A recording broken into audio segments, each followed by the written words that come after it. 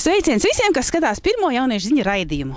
Mēs esam te par spīti vējainajai dienai, lai parādītu jums, kas notiek. Kā jūs jau redzat, ir apbūvēta apkārt sēta un ir sākušies būvniecības darbi. Un jautājums, ko tad šeit ceļ? Ticiet vai nē, šeit būs jauniešu iniciatīvu centrs.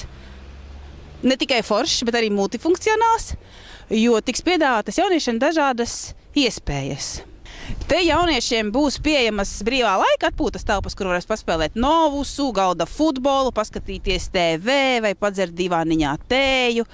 Būs arī telpa, kur būs jauniešiem mūzikas instrumenti, lai var nākt jauniešu grupas tā kā uz mēģinājumiem un attīstīt savu karjeru muzikālo. Būs arī trenažieru zāle aprīkota un neliela virtuvīte, kur varēs pagatavot sev pēc skolas paēst, kur varēs gan dejot, gan vingrot, gan teātri spēlēt, dažādas aktivitātes darīt. Tāpat būs iespēja arī jauniešiem, ja ir vairāku dienu pasākums, varēs nakšņot, jo būs pieejami matrači un guļammaisi.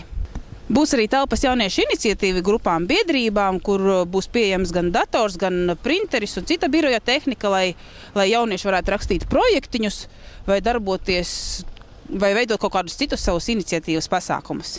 Bet, lai jums visiem būtu iespēja sekot līdzi būvniecības gaitai un visiem tiem darbiem, kas tiks veikti, lai šo jauniešu centru padarītu par jauniešu otrajām mājām, ar šodien iet gaisā šis jauniešu TV. Un kas gan tas par TV? Un vēl vairāk jauniešu TV, ja te ir jārunā man. Tāpēc tiek izsludināta pieteikšanās uz vakantajām brīvprātīgā darba vietām, kas tiek saistīts, tā teikt, arī šī jauniešu ziņu raidījuma sagatavošanu. Ir nepieciešams gan reportieris, intervētājs, operators, montāžists, kā arī filmēšanas grupas asistenti. Varētu būt vairāki, kas tā kā palīdz izdomāt, kā te viss varētu notikt, kā varētu izskatīties, kā labāk iekadrēt, ko labāk parādīt.